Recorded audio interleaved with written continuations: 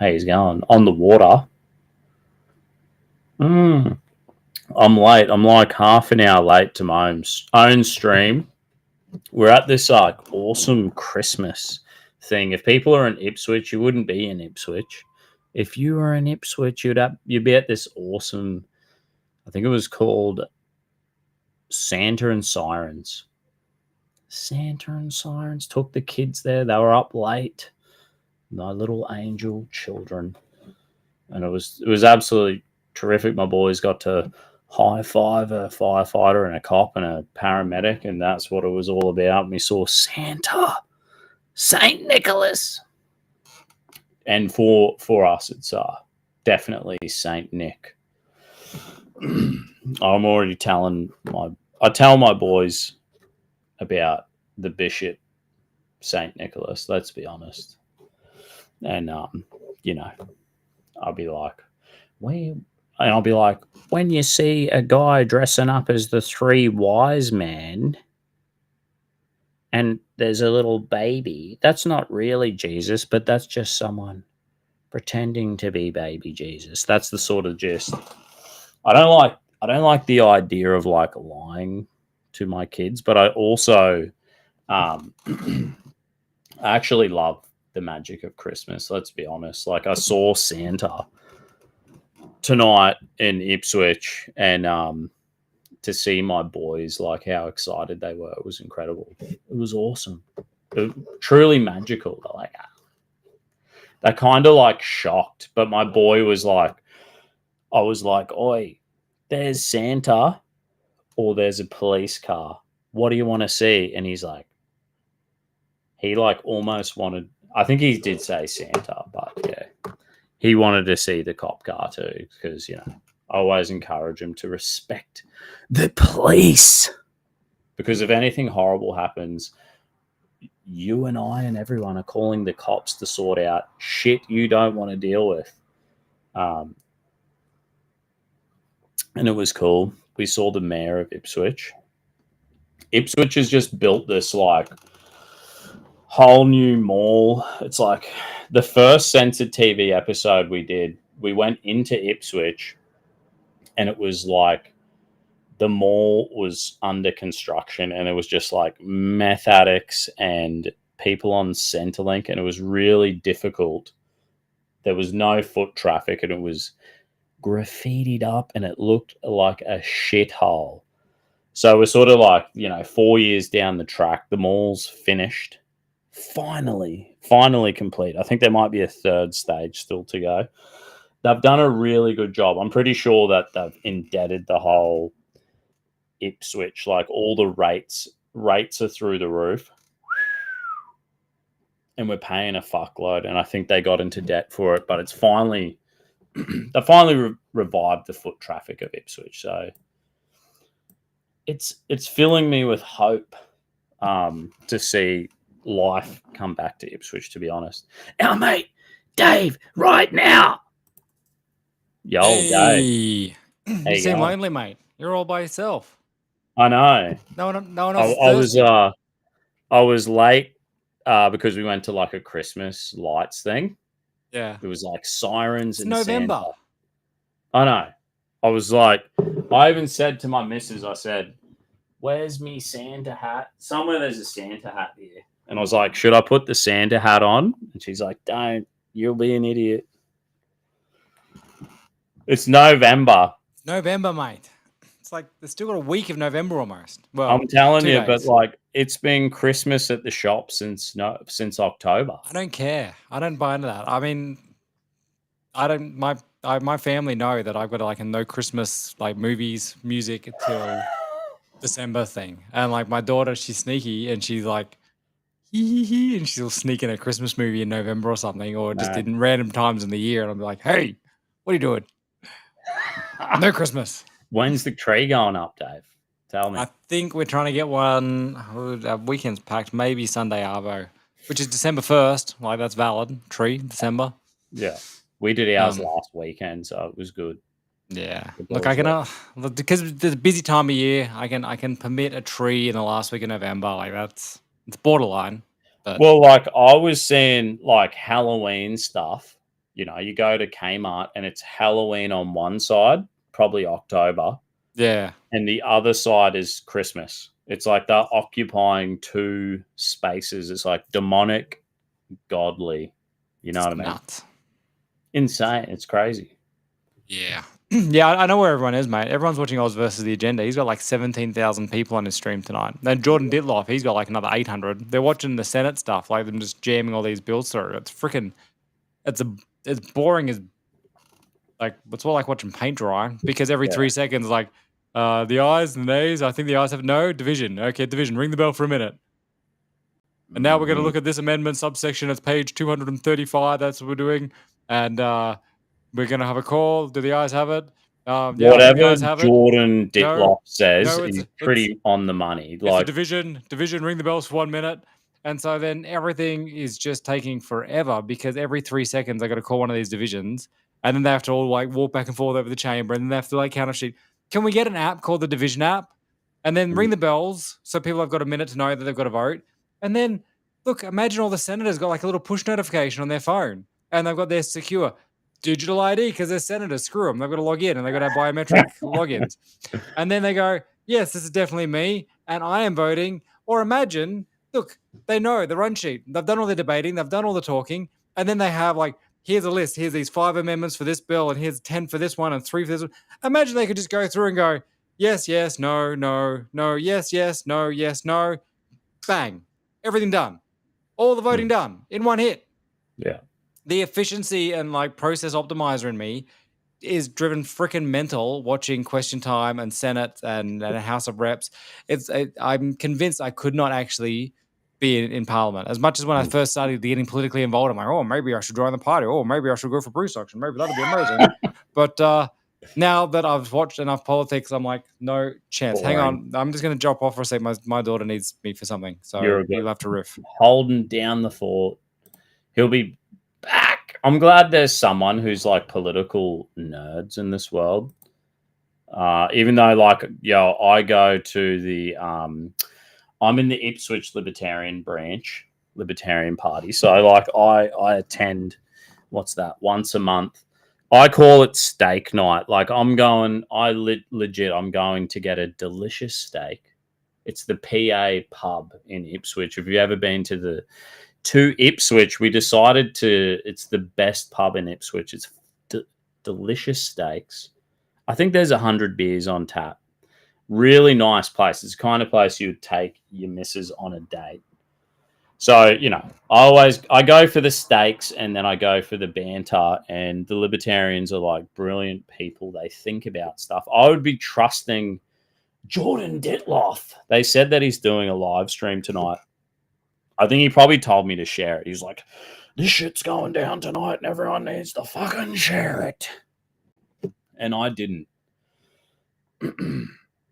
Yeah, hey, Dusty, you need to stop this this online ID thing. I know, man. It's not good. They've got this U16 bill, under 16 bill to ban under 16s with social media. I seen so Tony Abbott, he got interviewed by the IPA, which I think it's the Institute of Public Affairs, and I was listening to that, like, I don't know, going to work today, and I'm like, Tony Abbott's an absolute legend, a lot of respect for the guy, and he was straight up, he pretty much said, we will all have to confirm our identification to use social media. So it is like, and I thought to myself, well, I don't think that's good, Tony. As much as Tony said it would help clean up the internet, and you think that's great. But I just think that the internet, social media and the internet it's the Wild West. It's the Wild West. We can see that. But I think that overall there's other ways we could tool up parents and help parents without making it that everyone needs to prove their identification to use social media. To me, it just seems like we're going to be stifling this free wild west, which I think overall is going to produce more creativity and productivity, and we're just taking away something. We shouldn't be messing with it. It's been good. Dave's back. Dave, Back. did you watch Tony Abbott on the? No, I just heard talking about it. But Tony's one of these I'm conflicted about Tony. It's like all these politicians. The more time I spend looking back at history and some of the decisions they made or didn't make, or things they said they do and didn't do, you go, come on, I thought you were like really good. Now you're like, okay, but you also just caved on a whole bunch of stuff. And again, it's yeah. Like I'm less war hawkish on some of the Ukraine stuff than a lot of the old school Tony Abbott's and John Howard's and stuff. Yeah. No, this under 16 thing is a mess, and it looks like they haven't debated it yet. I think Oz versus the Agenda has been tracking the Senate all day. He's doing like at hour 12 of his live stream or something. Yeah. And he's calculating they might not even get to the bill till like after 10 or 11 o'clock. And then they've got to debate it for an hour before they vote on it, because they all agreed that they would debate the under 16 social media bill for an hour. Like it's just, that's nothing. That's disgusting. Yes, it is disgusting. The only debating for an hour, and the fact they've pushed it. The fact that Albo was up there beating his chest, going, "We're getting 30 plus pieces of legislation pushed through today." Like that is how is that good rigor and good process to smash that much legislation through in a single day? How can people contemplate and think about and logically reason and understand and remember all the details of every single piece of legislation when there's 31 different amendments to different bills and other bollocks going on? And like things are functioning. Like I know there's problems, and I'll complain about things and I'll point things out and blah blah blah. But everything's functioning right now. Do we need more regulations on anything? I just don't think so. Like, I don't think so. I think like young people, look, when I was young, what made me teachers in school couldn't get me to read a book. But if you put like a Zoo magazine in front of me, I would read the Zoo, the men's magazine. I would read the Zoo magazines, the burnouts and guns and war stories and technology and mob bosses killing people, like bikini girls, whatever, motorbikes.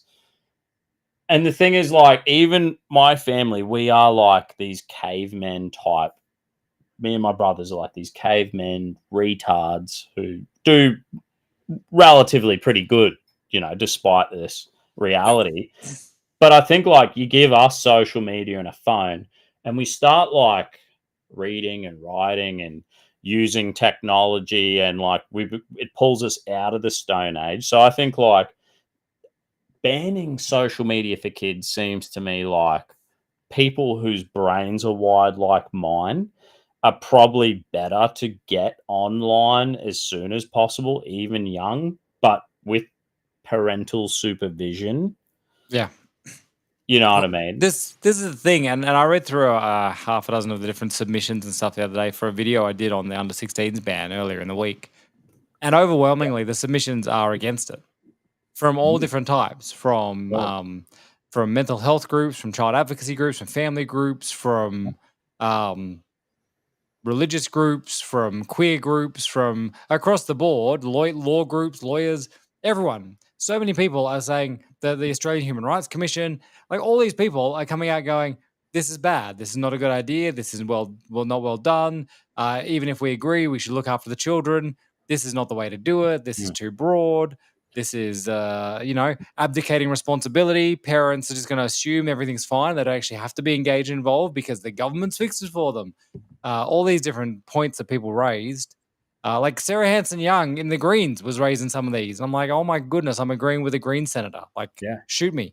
How is this the world that we're in where the LNP are voting for this thing and I'm agreeing with a Greens senator? Even that insane. Purple Pingers guy who's the social democrat. The commie house theft.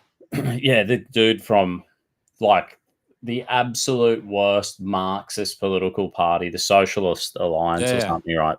Yeah, Matt. And I was like, oh my God, I feel like I could just share his tweet right now.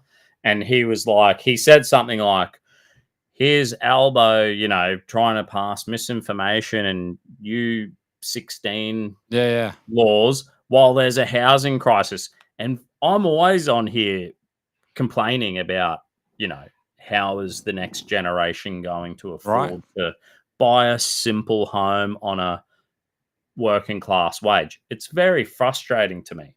Very frustrating. Hmm. I think we're totally ripping off a generation, and we're too busy worried about this shit. It's frustrating as hell, and I agree with the Socialist Alliance fella. The It's fucking bad, isn't it? acting It's head. bad. I mean, and that's the thing. Free speech is a left. It's not a left or right issue. Everyone benefits from free speech, Hmm. except power. Except the elitists in power. They're the ones that struggle with the free speech because it exposes them and it's not transparent. Nothing screams transparency like running a freaking marathon session and guillotining 30 bills through the parliament in a single day. Yeah, Right? absolutely. And so this gateway, so this dude's just said Yeah. just the gateway to digital ID under the guise of won't somebody think of the children?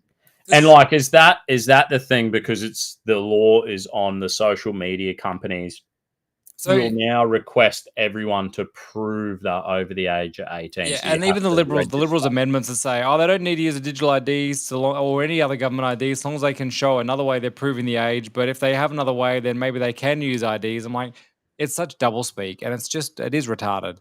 Because they passed the digital ID. Is that Yeah, law and now? the digital ID, what their premise will be with the digital ID, and the problem is it's a slippery slope, and all these things. It's not the first step that's a problem. It's the second, the third, the fourth step. It's a thing you haven't thought of yet that's going to happen in a decade after you've had 4 different governments, and people just go, "Oh, this is an interesting law we can use." um, because the way the digital ID works is their argument, and it sounds great on the surface. It goes, well, at the moment, if you want to prove who you are to this service or that service, or like X wants to verify you for your blue tick, you've got to take a photo of your passport and give it to X, and then trust they're going to delete it. LinkedIn wants to verify you as a business user so you can post jobs or whatever. You got to give it your license and so on. That's great. Oh, you want to like talk to a bank about getting a loan? The bank wants to get all your details, and so you just start flinging pictures of your your ID all over the internet, trusting these organizations will treat your data safely and securely and destroy it afterwards and do all that kind of stuff. But then it's like, well, what if there's a data breach and then they get access to all your government issued documentation? They got pictures of it. They can do what bad Make an nefarious people awesome do credit and I theft your ID. card. So they go, you know what? How about you prove who you are once with a special digital ID broker? It might be the government or it might be, maybe authorized financial institutions like MasterCard might establish themselves as digital ID trusted people. So you authenticate yourself with them. And then when you go to one of these other places, you can just say, look, here's my special pass key. And, you've got your 2-factor authentication or whatever you have on your phone. Go just check with MyGov. Go just check with MasterCard to prove that I am who I say I am. And you don't need any of my IDs because they've already verified me. And I'm the only person who could give you these special codes to ask them. And so then just do that. And then you go, well, from a privacy point of view, now I'm not giving my passport photo out all over the internet. I just did it once. And now I just have this super secure digital 2FA app, and that's how I authenticate myself. And now people know who I am, and I'm not sharing my IDs with everyone. And so you go, oh, that's really good. The problem is now everything you do is all linked under this single umbrella ID. And then that ID organization can see, oh, you're logged into 800 different services. And then in the instance of the government, and this is where people get worried about the Chinese sort of social credit scores and things, is How many beers can you're Dusty drink? He's bought a carton here and a goon bag there, and nah. But Yeah. you're a bad person. You're on the internet. You're talking about us. You're complaining about transparency. You're complaining about this. You're saying that we should vote no to the voice when really I think we should vote yes to the voice. That's misinformation, and we are going to just start flicking off your access. So next time when you go to log in, they just ping the digital ID thing and go, yep, this is Dusty. Dusty's allowed here. We've verified Dusty before. Oh, actually, no, Dusty's now had his permissions revoked under the Digital ID Act that's been amended That's 3 the full times since social now, credit score which has system. given them permission to turn off services based on that. And so once everything's linked under the central ID, a future nefarious, less kind government could use those powers in order potentially to sort of start restricting your access to different goods and services that you authenticated via that single ID. And that's people go, oh, it's a conspiracy theory. That would never happen. But we were never going to get locked in our homes and have to QR code into shops and stuff 3 years ago, were we? But we I was did. locked out of the pub. Like That's a travesty. I was locked out of the pub for 6 months. Even my missus had a gallbladder surgery, and I'm like driving in the car with her, get to the hospital, and they're like, sorry, mate, you can't come in here. Yeah. And I'm like, fuck. Yeah. Waiting in the car park. Yeah, my wife had to have Really good. some surgeries during that, and I had to go in and wear 5 different masks, and it was horrific, and only for like 5 minutes in the entire day, and it was crazy. But anyway, that's the issue, and that's why people are worried about the digital ID thing. While on the surface it sounds like it's this great thing to protect you, it could, and in the short medium term, and in some instances maybe it will protect you from those data breaches. But say someone gets access to start accessing all your digital ID and they do hack that, then they've got access to everything potentially. Depends on how well it's set up. But it's that nefarious governments that want to control you with fascism and turn your stuff off the social credit score. How close do we get to?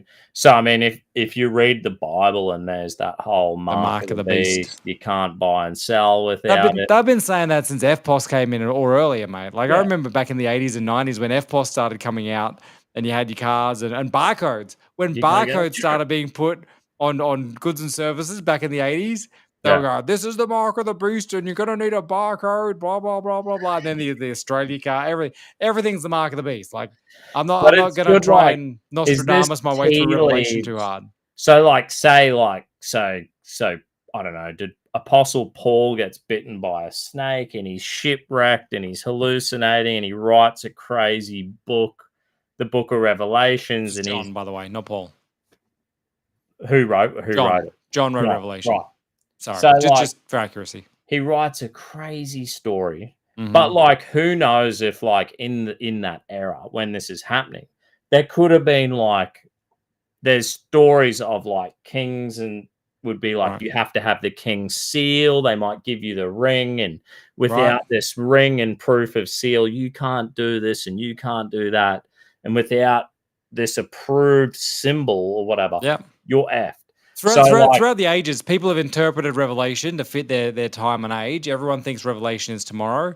And so I think it's just a good general principle to go, look, there will be an end times. Stuff will go down. But as we were told, no one can predict the time or the hour, the time and the place. We don't know. So just be, even if you look at it from a, prophetic, I kind of even think like we're in the sixth day of creation now. Oh yeah, we're not in the rest, but we're also in like that Revelation story. So we're still in creation, but we're still in Revelation, and we're probably going to die of old age and never see any of it. But all of it is telling us about nature and reality and how to read the tea leaves and look out, because and it tells you someone's telling you can't buy and sell or trade without this or that. I mean, the story of Revelation, like lights, just be cautious. You know what I mean? The story of Revelation is ultimately God will bring the world into judgment. Like that. That's the ultimate end result of Revelation. That at the end of the day, this world is broken and fallen to sin, and God will make it fade away. There will be an end times to this world, which will be then replaced with a new heavens and a new earth, where the people that accepted God and Jesus and His salvation, they move to that new world in the afterlife, the forever life. And then the other people go to the other place of weeping and gnashing of teeth in the burning lake and so on, because they didn't want to be a part of God. And it's all anyway. I mean, we can proselytize it and go deep into Revelation theology on this. But I love it because it just like it brings us back to that. Seems like a crazy story, but then it's so like that story is just so potent in like. I mean, it seems like a conspiracy theory, but it's also just like a flashing warning light. Like, don't go down this road. Just don't do it. Like, and even if it gets all these people like saying like, no, mark of the beast, it's like, cool. It's kind of like set in the culture like this automatic reaction, like danger, danger. End You know what I times, mean? yeah. So The it's such a apocalyptic powerful reaction. part of our culture and tradition. Like, you know, we're like inbuilt with some warning mechanisms. You know what I'm saying? And we're going down the road, Dave. Like, so what happens if tomorrow they said all of us? There's 24 people watching us right now. If all of us have to sign up and show our ID to use social media, how many of us will just go, Bert, I'm not going to worry about it? No more social media for me, thanks.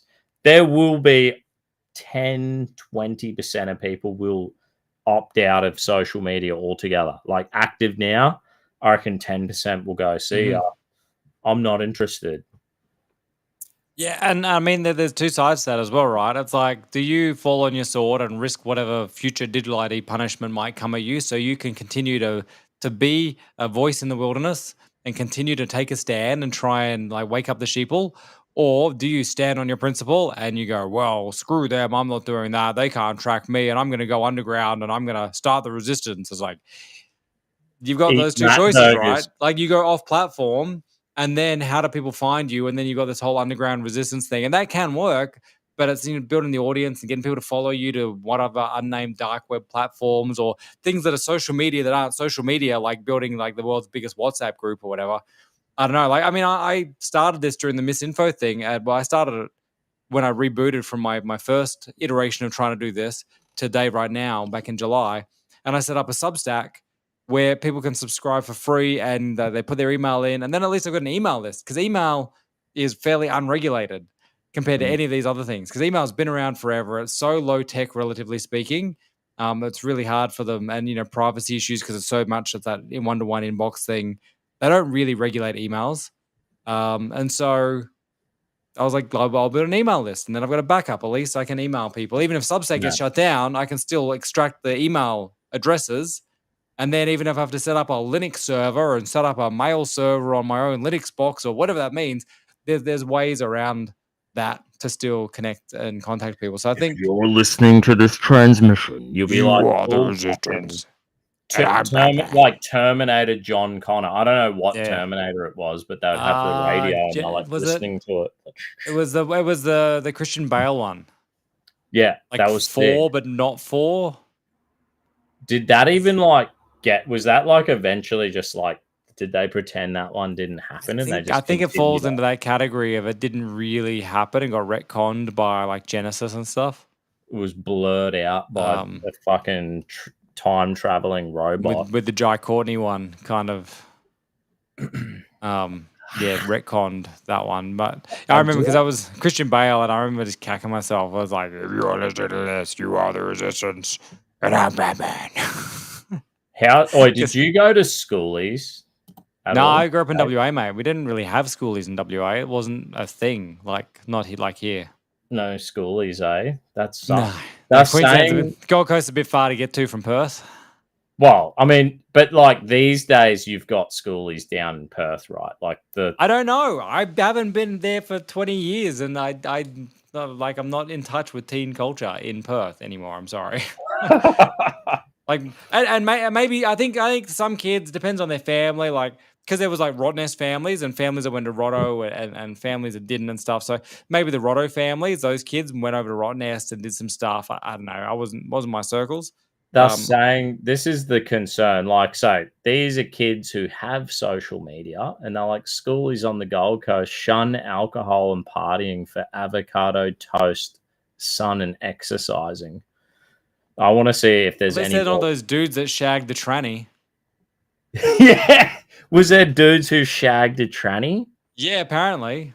Fucking hell! Did they know it was a tranny? I don't think they did. And now this tranny's come and gone. Yeah, guilt-free tranny shagging, bro. They're like not morally accountable for that. They were drunk, and they saw someone that had all the augmentations and looked like a mannish woman. But went, oh, I'm often. When they get to heaven, God will just be like, it's adultery, but not gay, because he didn't. It was a trap. Even he knows. But like my greatest No concern is quokka like, soccer, people. No quokka soccer. It's funny. I was just talking about that with my kids tonight. People are saying kick a quokka. Don't kick the quokkas. No quokka soccer on Rottnest Island. oh, that's what they do. They kick the little No, cute well, beast. people joke about it, and I'm sure there's some jerks that do, but it's not. Oh. It's more of a joke playing quokka soccer than They're something I so think people cute. actually do. And They're they're so actually freaking cute native. with They their run giant around. smiles. So they Sorry? run around there, and they're like, Yeah, on the island. Like I think there's some mainland quokkas, but not really. Most of them live on the Rottnest Island, and you go there and they're just like running around like just like hamsters. Like yeah, little just on guinea the pigs. beach and stuff, and under the bushes, and you just That's walk around, awesome. and they're just like little like bird life, just run around, being That's mad. incredible. That's where you see like, you know, I've seen it at work, and they'll be like, "Oh, we had a bat caught in a barbed wire fence, you know, on a job site," and Yeah. the toughest, meanest guys will be like, "Oh, melt like butter. We've got to stop pouring concrete. We're going to help the bat." You know what I mean? I love bats. It's Bats are real cool. I sweet. mean, they annoy me to tears. At like in the last month in spring, we've got a mulberry tree in our neighbour's yard next to us, and so the bats live in that during springtime, eat all the mulberries, and then they fly off and crap purple stuff all over your driveway and your cars. So every morning you're out going, "Rrrr." But other than that, like when they We'll take off just and you hear that burn your paint. the leathery wings, and you see the Batman like outline in the sky, you go, that's a freaking sick. Should these kids be getting wasted? Well- Like, I'm pretty sure, like, No, I'm like- kind of concerned. I think that there is this different. There's this change in kids now, right? Like, yeah, did you see the Jump Street movies, like 21 Jump Street, No, I don't watch it. with Zach, not Zac Efron. Who's the other guy? Channing Tatum, and who's the fat bloke who's not fat anymore? Josh. Oh, yeah, Jonah yeah. Hill. Jonah Hill and Channing that guy, Tatum. and he's gone full weird too. Yeah. His You People movie on Netflix with Eddie Murphy, like, could have been so funny, and they both screwed it. They both tried to make it about, like, you know, racism and white privilege and stuff. Like, there's a lot of youth that have changed, and they're different. Like, they in 21 Jump Street, they rock up, and Channing Tatum was like in the 90s, the cool jock kid, and now sort of 15 years later, he goes back to high school, and like now the nerds are cool, and they're all double strapping, and like that's the thing. No one just wears one strap and has back issues. Like they all know now, so they all wear their backpacks on two straps, and they're all a bit more attentive and stuff. And like the culture's changed. Kids are different now. They're not morons like we were. My son in the car tonight, he Tina Arena's Chains came on the radio. I had a bit of smooth 95.3 going, and I'm just turning my light on because this is like gone darker than I thought. You like heaps dark, man. I like we're I opposites. was trying to I was like, I'm going for. I'm this like, I've got my like light super vibe. bright LED lamp here, like I've got my like fancy lighting, and I was gonna it's like start you're in a dungeon. do like this, do the whole stream like that. Dude. Anyway, Tina Arena's Chains comes on, and my son's like, is she locked up? He's like 13 and a half. And I'm like, she's in chains. She's thinking she's in chains. And he's like, are they metaphorical chains? I was like, I think they are. And by the way, when I was 13, I don't think I knew what the word metaphorical meant. He's like, really? I was like, yeah, we were dumber back then. I wonder if social media's helped them then. Like, well, he's not on social media. My kids are not allowed on social media. I think it's just access to, like, he's a freaking avid reader. Like, he reads like there's no tomorrow. But I think kids are more aware. They do have more access to information. They talk to smart speakers. They're online doing other bits and pieces and work. I think it is different. But I think on the social media thing, I think like kids shouldn't be on it, but it should be a parent's choice. And if you've got a super responsible kid, like my kid when he's 14 or 15, maybe I'd go, cool, yeah, you can have a friend on thing because your friends are all nerds and there's no problems with you being on there and just doing nerd stuff. What about dudes who play video games online and they're just sledging like racist, sexist, homophobia, just everything? All the time? That's not included in this ban. Gaming services, allegedly they're not going to be in the ban. If you look at the bill, but everyone will have to show their ID to be on social media. Could end up being. If you look at the bill says any messaging service between two people. basically. Oh. Like it's except email, I think. It might have an exclusion for email. But basically, this bill captures any form of online communications on the internet. It is And we so freaking all broad. It's a need blank, to show blank check. our ID. And then in the explanatory memorandum, they go, oh, but we will exclude gaming services. But in the actual law, it says super broad, but we'll hone this down in legislative rules. So trust us, and we'll make the decisions later. Don't put it through parliamentary scrutiny as to which services are in or out.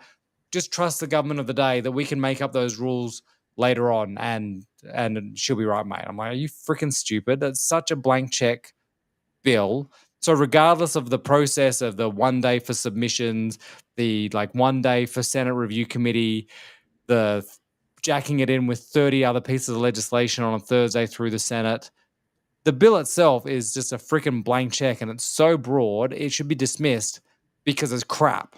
And the fact that the LNP are going, oh, like freaking Sharma's going, oh, I don't want to let perfect be the enemy of good. We need to do something. I'm like, no, you don't need to do something if it's the wrong thing. Don't do something if it's the wrong thing. Yeah. Even listen to Albo today. Gee, I hate Question Time. They're all such uppity, arrogant muppets. It makes me so angry watching Question Time. I mean, I just think of like my worst experience with the cops, like filming protests, right? Mm-hmm. Went to a, because look, this is the government. This is the authoritarian. This is the arm of the government that is going to have force and power. I'm interviewing people, and then there was a Palestinian protest. Then the crazy Marxists came up and they like grabbed me microphone, and they're like, and I'm thinking, I can just rip this out of your hand. I can just go, fuck off, you piece of shit. And I'm like, I'm just going to keep it calm here. And I won't do that. Mm-hmm. And I've got like a dude and a Sheila grabbing my arm. And I'm like, mate, there's the cops there. Drag them over with me. Oh, are you going to help me? Can you help me here? I'm doing this is what I do for work. The cops were just blasé willy-nilly. They did fuck all. Like, honest to God, eh? And I thought, and what happens if I was like, fuck you, get the fuck away? I bet you the cops would have intervened. Yeah, I've got a mate, he's a police prosecutor. And I said, like, you know, because I'm doing karate, I'm learning self-defense. Been doing it for a couple of years now. And I said, what's the go? If someone comes at you and you defend yourself and counter and put, it's like, that's all about is a reasonable force and can you prove they were actually attacking you and all this kind of stuff. It's like, no wonder people don't step in to help people, because being a good Samaritan is just going to get you arrested. Right? Like there's and like I had this interaction with I think it's the sergeant who runs King George Square. And I'm always super respectful. Hey mate, how you going? Dusty Bogan, Ben Shan, whatever. And we have a chat, having a lovely, great conversation. You know, I do respect the police. I'll call the police. If I need the police dealing with a situation that I don't necessarily want to deal with, I'd prefer them to do it professionally. So much shit. They're terrific. You know what I mean? Ring the police if you need them. And you should respect them for that and show appreciation. Yeah, it's a tough job. But I said to this dude, I was like, mate, you're fucking the dude in charge here. These are your people. They fucked my microphone and I didn't make money out of that episode. And I asked you to help and you didn't help. You didn't step into a situation you could see what was going on. And I said, I've got it all on footage. I'd have the footage and I'll fucking sue your ass and all these cunts if it happens again. If I'm in a position where I have to defend myself and because you didn't help when you could have, and I'm doing my best to de-escalate a situation. I don't want it to go there. I want to make money. I'm here to make a living like you are. Like, that's all I'm doing here. You know what I mean? But like, I avoid. This is the purple pinger. He's the people from his political party who are very hostile. I think if they could really get hurt doing it to someone who doesn't respect or have people with responsibilities like myself. Like, I'm a father and I got to provide. You know, there's consequences and you can't. I'll be like, I want to make a honest living, and we can have a functional civilization here, so that you don't have to, you know, cool. Yep. I'm always on the cool your jets. That you don't want to overreact. But it was very frustrating. But so if that can happen at that level, these are trained cops who I respect. Couldn't do the job. I think they could have done a better job in that scenario. How are we going to trust bigger government interfering at any level? At any level, like I'm very skeptical. Yeah. Who are they helping? Are they helping anyone by doing this? Will it be effective for the purpose of what they are telling us it is to do? Look, Probably not. the one upside from the last few weeks of all this legislation is they were passing. I don't know if it went through. I think they were passing one that required essential services to still take cash. So that puts a big sort of dousing on the fire of central bank digital currencies, and with the digital ID and the social credit scores, cutting off your ability to spend and have money. If cash is still forcibly legal tender in supermarkets and fuel stations, etc., as long as there's someone who's going to pay in cash or hand you cash for doing jobs, you can still live in the society non-digitally. So even if you get debanked, if someone's giving you cash, because they're passing laws to make sure that essential businesses have to take cash for now, at least there's safety there. But yeah, I think the coalition, if they're trying to play sneaky games and screw around and go, oh, we'll vote for this now, but then we can change it later and blah, blah, blah. And Dutton's a cop who loves a bit of control. He loves a bit of ID. I don't think he's faking this when he puts this through. He knows what he's getting. He's not. There are people online that are going, no, he's a master politician, and he's just stringing them up, and he's going to do this, and this law doesn't go through for another year, but it gets all the heat off him, and then he can win the election, and he can do whatever he likes next year. Blah blah. I'm like, I think he wants it. But like the Liberals, and it's good to see guys like Canavan and Antic really taking a stand against a bad bill. Which is my point. Even if the under 16s thing ban is a good thing, and maybe you do want to ban it somehow, this bill is not the bill to do it, because this bill is written like a piece of crap.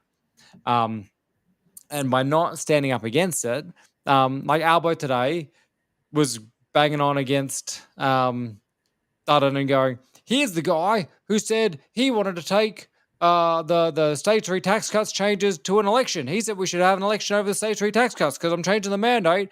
And then a few weeks later, he voted for them because Dutton's like, oh, well, I can't vote against the tax cut. And like, we can change it later on. And I'll just take. I'm like, no, sometimes you're going to have to take the burn and go, you know what? I am voting against this because it's bad policy and it might burn me a little bit. But at least people know that I'm a person of principle. I'm not going to erode my own voter base because I'm standing for what I believe in versus this death by 1,000 cuts that, well, I was talking about this with someone else the other day going, well, I better make sure I'm the leader because I'm the best leader. And that means, okay, I'll compromise there because then they can't take my leadership. I'll compromise there because then they won't fight me for the leadership. Oh, I better compromise on that one. And then I'll get to stay the leader because I'm going to be the best leader. You're not leading anything if you're compromising every 5 seconds to keep the position. Absolutely. I agree. And like, this is the thing about Tony Abbott and the IPA guys he interviewed. Yeah. And like, he legit said, he was like, it's good for this to keep the kids off the internet, but it's good because every single person will have to show ID to get on the internet. Like, that's what he said. Right. That's what the coalition said. Like, Tony Abbott, you can't. Yep. I love Tony Abbott. I agree with him a lot. He's a mad dog. He is the Liberal National Party. Like, he's been in the institution for so long that he was the most conservative PM we'd had for ages, right? Yeah. And he wants that level of control over the internet. Right. The E-Safety Commission was his idea. The E-Safety Commission for the protection of children, it was initially focused just on the kids. That was his idea back in 2013. But then before he could implement it, Turnbull stabbed him in the back. And Turnbull then started it up and put Julian Grant, the WEF puppet, into the e-commissar role. But back as a libertarian, I always think like well, from a libertarian, I'm not just a libertarian, but I like to think about things from that perspective as well and try see if it helps me. You're like the law of what is criminal. If someone does something criminally, it's illegal. That means that you can investigate. You have more right to investigate, and you have more powers to investigate that person to prove they did in fact do a criminal act, and then you prosecute. So, like, isn't there enough? Freedom of speech. We can have freedom of speech, but that doesn't mean that we can lie about someone. In this, you know what I mean? Like to there's libel and defamation laws and stuff, right? Yeah. So, like, isn't that enough? And then, like, if someone's using the internet and threatening someone or organizing violence or organizing something horrible, the law should be sufficient as is. Like, right. I also think the law is good because I don't like violence occurring or someone. You know what I'm saying? Yeah, like, it's sufficient, isn't it? There was some poll that said 77% of parents agreed with the under 16s ban. I think that's bollocks. I think 77% of parents agree that kids should not get bullied to death on social media. But that doesn't mean that they wanted this specific bill for this under 16s ban the way it's written. No one wants this bill the way it's written except the LNP and the ALP for some reason. I don't know why they're backing it. 100% legislate a parental right, and these are your disciplinary rights. You shouldn't even need that. Just you don't legislate what doesn't need to be there. Just step back and step out. Legislate harsher anti-bullying laws or cyberbullying laws. Like, go after the crims, disincentivize bad behavior, stop over-regulating personal freedoms. That would be the libertarian thing. Like get out of the family, get out of things, minimize the amount of regulations you do. But sure, law and order, crime and punishment.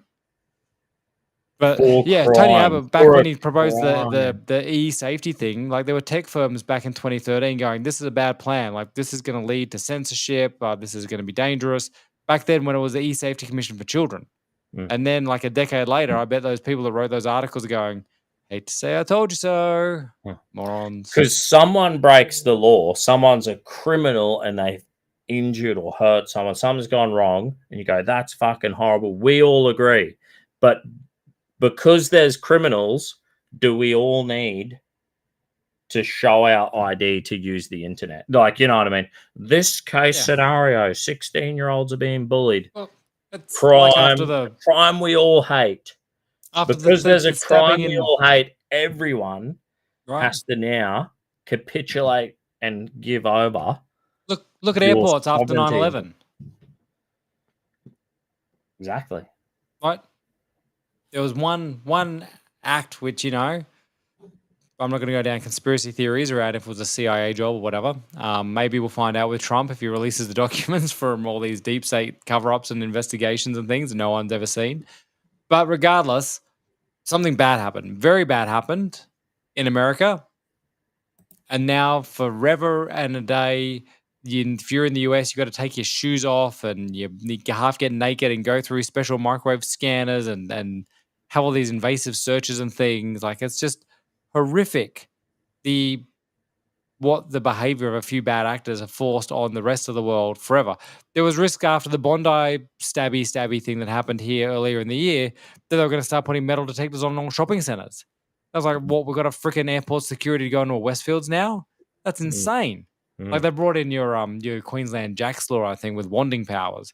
But even then, it's like, great, so now I can be treated like a criminal just because the police decide, hey, I'm wanding you. And like wanding is like essentially if you think of like stop and frisk, but they're not frisking you, they're just wanding you. They're going, you know, like at the airport where they go, they go, bah, bah, bah, bah, bah, and you're like, yeah, he doesn't have a knife, he hasn't nothing metal on him.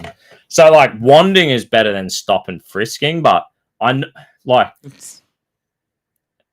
to give the police the power to stop and frisk anyone. Because essentially, usually you would think there has to be a probable cause. There has to be suspicion of criminal intent, or you know what I mean. Yeah. So that's generally we go. Well, what's the what do you suspect me of wanting to do, or what's the thing? And they go, oh well, we just want a random stop and frisk. I know New York City had like a huge problem with firearms. I think at the same time they had like the strictest firearm laws in the world, which they had, but they had huge homicide rates with like people getting shot with pistols. So they bought in stop and frisk, and it worked. It radically, because it was like 2-year incarceration just for carrying an illegal firearm. And people were like, fuck. So they just stopped carrying firearms, and it drove down the fucking people dying. You know what I mean? Yeah. But then simultaneously, we know there's states in America that have concealed carry or open carry, and they don't have them. They never had the crime statistics that New York City had. And like I think of Ipswich, where Violin White got stabbed to death by the African, the old lady, right? demonic goblins. You know what I mean? And you're like, okay, do I want the local police to be able to have It's one of those tough things: freedom versus safety. I want everyone to be able to have pepper spray. So, like before, I would go wanding law. I would go pepper spray for everyone. Yeah, pepper spray. I mean, why can't we carry those extendable batons? You're not allowed to. Those little things that shoot out like 4 foot and give you like, oh, it's a portable walking stick. Even a cattle prod, like if that was and you could extend it and a little zap. Yeah. And a pepper spray. Like if grandma could just extend that baton, zap, zap, spray. I think all the nanas, all the disabled people, all the elderly, all the women are in a better, safer situation. We're not going to have pistols and gun laws in Australia. We're never going to have American gun laws. We're never going to have pistols and open carry or concealed carry. We're never going to have that because the Australian culture is so different. We're just not prepared for that. It would cause more problems than it fixes, I think. As much as I know, people are like, oh, I want Second Amendment rights here in Australia. I don't think we've got the know-how, the knowledge. We don't have the intergenerational respect and understanding of guns and gun knowledge. I think it would be bad. I think there would be a lot more accidental deaths here than you could imagine. I have my firearms license. I've got a rifle with a safe right next to me. Yeah, but I mean, if someone's breaking in, you're unlikely to go and pound the safe and bring that out. Like whereas the guys like Steven Crowder talk about the pistols and stuff, and especially for women in their handbags, it becomes we would be much better off advantage because I'm better off with. We're all better off with a pepper spray, an extendable baton that will give you a little shock. Right. And the criminal, like the thing is with that option, if you're a criminal and I go to Dave and I'm like, I'm gonna fucking stab you, Dave, and you pepper spray me and you zap me, that's way better than Dave wrestling the knife out of my hand and fucking stabbing me with the knife. And then I'm dead because I tried to stab Dave and now Dave stabbed me. I'm way better if Dave pepper sprays me and I go, fuck, I can't see anything. Yeah. And Dave fucking, hits me with the broom and holds me down until the cops get there. I don't know. Like you've just essentially, I don't know why pepper spray is illegal. Everyone's safer, even the criminal, like the kid who stabbed Violin White, the fucking African little goblin. And now he's in jail for fucking ages, him and his mates. Ruined his life, took her life. He could have got pepper sprayed and gone, and ran away, and his mates laughed at him like he was a loser. And the punishment would have been he got pepper sprayed and looked like a retard. And now he's fucked. She's dead. Pepper spray solves all these problems. Looks like I got a few more players, Dusty, we can bring in. Oh yeah.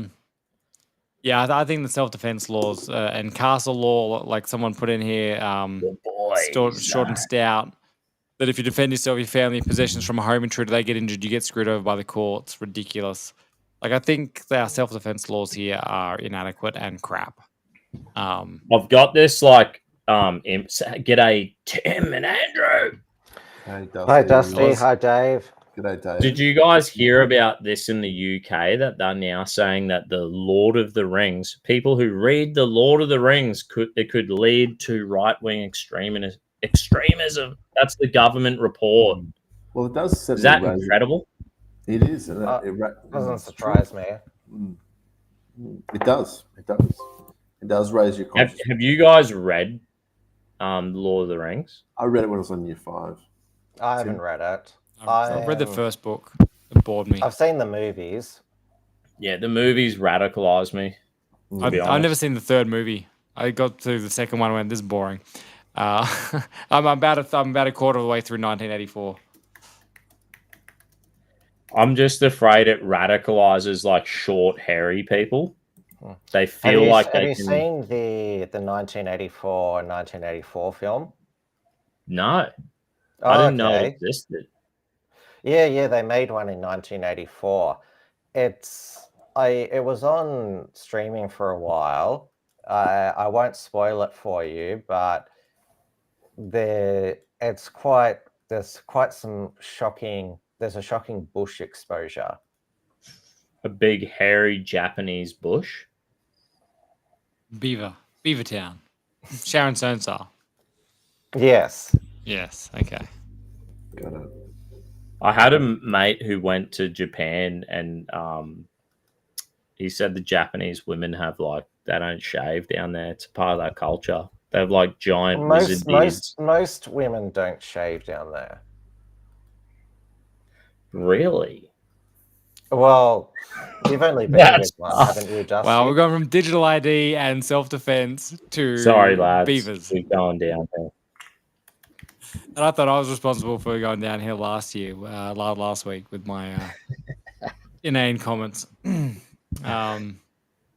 got a Christmas tree up? Just so Andrew, have you got a Christmas tree up?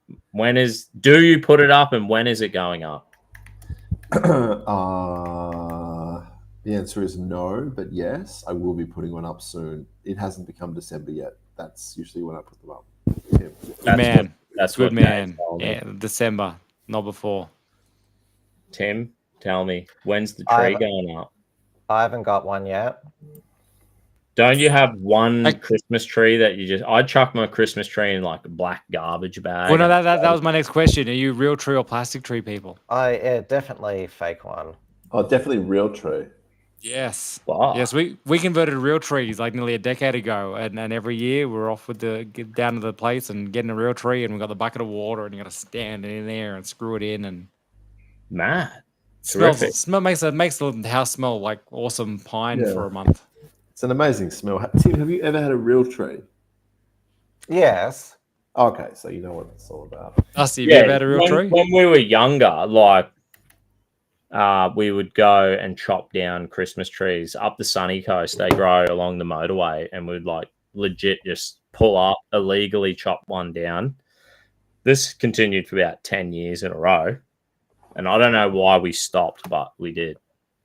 Kmart they were too cheap and convenient. You know what I mean? Mhm. The Chicom trees are beating the real trees to death. So you're a plastic tree man now, Dustin. Yeah, I've got a plastic tree. It's probably like Oh. filling my house with Dustin, microplastics and shit all through the air. man of your means, with the whole Yeah, thing. all of our testicles have microplastics in them now. Embedded in your scrotal sack of fucking microplastics. Yeah. They put it in the soap and shit. I thought they banned microplastics from soap. It was like they were using it as like exfoliating. The problem is it's all in the food and everything, right? That's how we get it. We ingest it like through foods and stuff as well, right? I did something different this week. I cooked a giant brisket on the weekend at a men's thing at the church. Cooked a full pack of brisket, like 8.5 kilos of brisket. I swear you probably cut at least 1 kilo of fat off it. If you trim it properly, like at least 1 to 1.5 kilos. I forgot to weigh it again after I trimmed it, but I did a giant thing of all the fat. So this week, I've taken 3 days on the stove. I've rendered it down into tallow and bottled up a couple of big jars of beef tallow. So Nice. going. This guy hit me up about the beard oil. He wants me to. He's built a beard balm business, and he's like, "Can you push that? I'll sponsor you, Dusty." And he makes it out of tallow beef fat. So Yep. I could imagine this beard covered in beef fat all day long while I'm taking on the It goblins. looks so of the swamp. lush and full if you did. But then you'd have to get a real tree, Dusty. No self-respecting tallow beard has a fake plastic tree. Yeah, fuck yeah. I would have to be consistent in my life. Speaking about lush and full beards, did anyone see the comments against Joe Rogan by the ABC chairman this week? Kim Williams on a Get rant. a Dusty, get a photo of what Kim Williams looks like. Is he the bald fella? Yeah, with the no. round glasses. He speaks in quite this high tone. The guys are. You just can't trust a man who looks like that, eh? He used to be the News Corp and Foxtel CEO. He's married to Gough Whitlam's daughter. He was previously married to Kathy Lette, who's that woman who wrote Puberty Blues, which has been remade countless times over the years. About Joe Rogan. Oh, here we go. Let's roll it. Is it- Roll the clip. I'll roll it. Yeah, And you've roll sort it. of touched on elements of this in the US. He's obviously Roll it the up. world's most popular podcast host. He has 3 billion listeners. He's sort of managed to successfully capture It's all right. Let it buffer. that bro Look at the bloke market in behind me. America.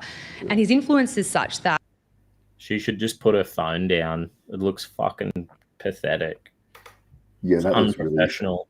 Maybe she's reading her They all question. do it. All those reporters, they've all got their little phone where they've written their questions. in the wake of the US election, the Democrats have said that one in the Maybe she's got it on way, record. like a Maybe. murder or something. What's your view on lunch?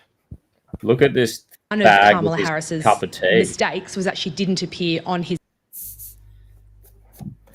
What's wrong with your internet? I don't know. It's plugged in.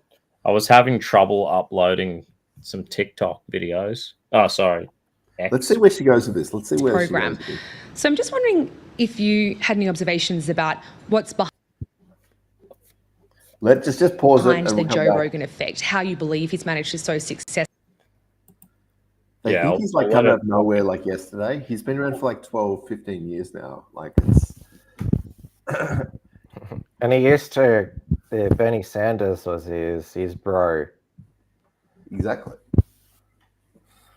Would Bernie Sanders even want this to go through? Like, is Bernie into that shit, or would he be like, "Nah, fuck no"? He's appeared on Rogan in the past. He's Yeah. appeared twice, and I think he's been endorsed twice. Mm. 2016. Well, Joe Rogan isn't his like one of his biggest political issues. It still is weed. Loves this stuff. Well, because remember he got Elon Musk to smoke weed. When was the No, last time you no. smoked weed, Tim? I don't smoke weed. But that's because you had a bad experience on it or something, right? Hold on, Dusty. We're getting a few comments in the chat. Meme TV is saying, as a percentage, would you say Tom is above or below 50% working with and or regularly conversing with intelligence services? Interesting. We're talking. Here it is. Here. Oh And- man, how many Yeah. times a month do you think Tom is speaking with ASIO? But why would he need to speak to ASIO? Like, what would be the purpose of him speaking to ASIO? Is this your alt, Andrew? Are they trying to like? Hands free here, guys. Not me.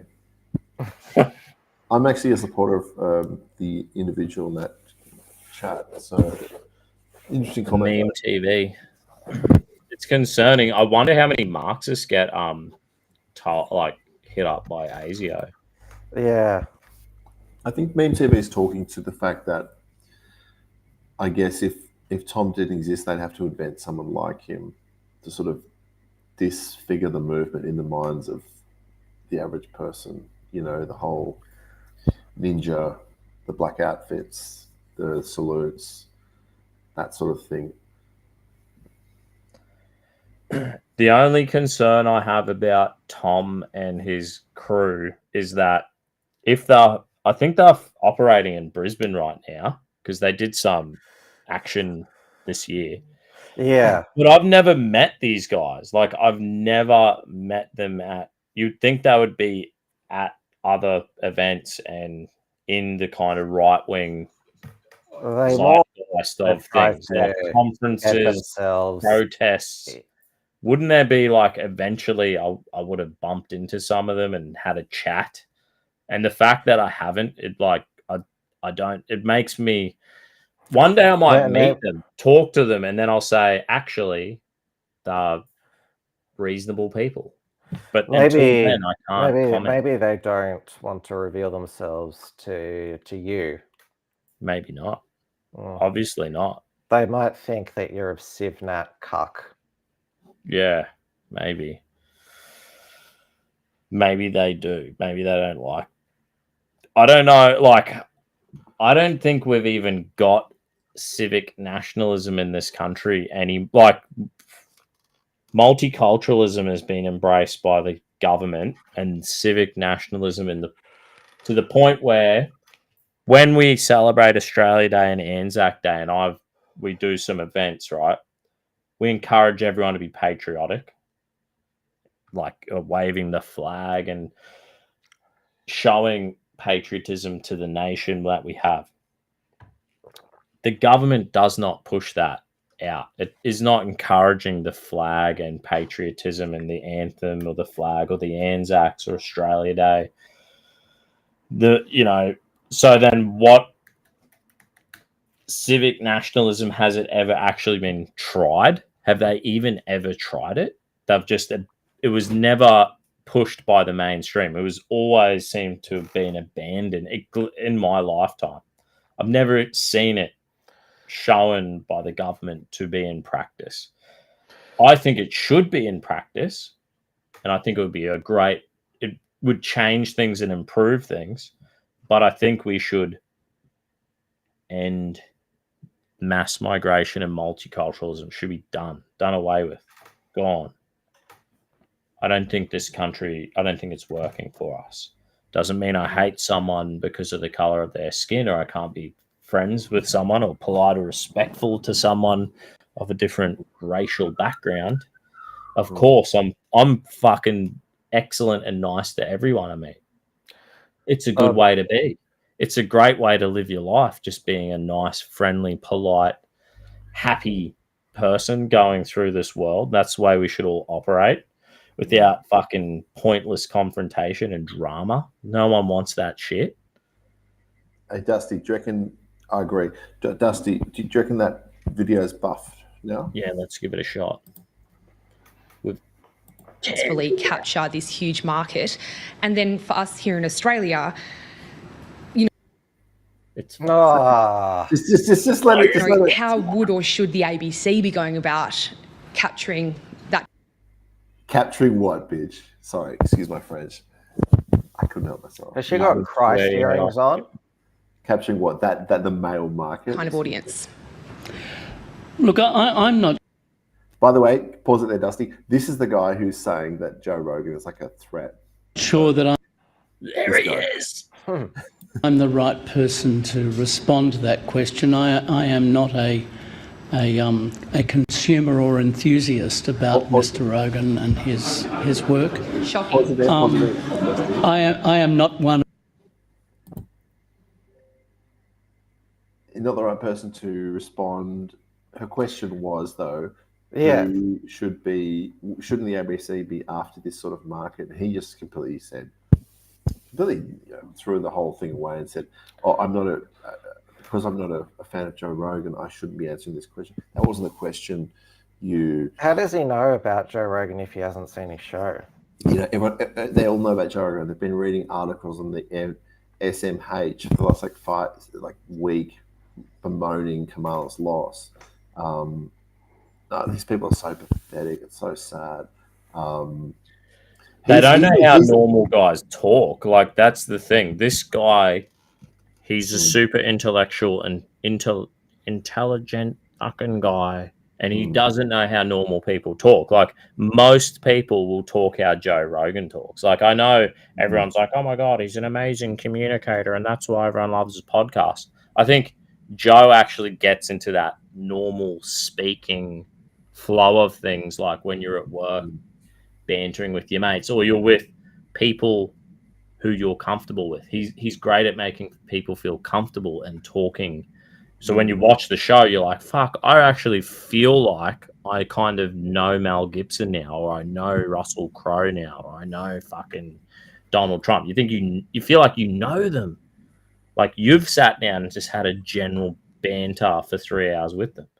So this guy, he doesn't know how to fucking communicate like that, period. Like, he's probably had a pre-planned question that he's pre-written down his answer to and pondered about it and was like, I'll be real cluey and say this trash.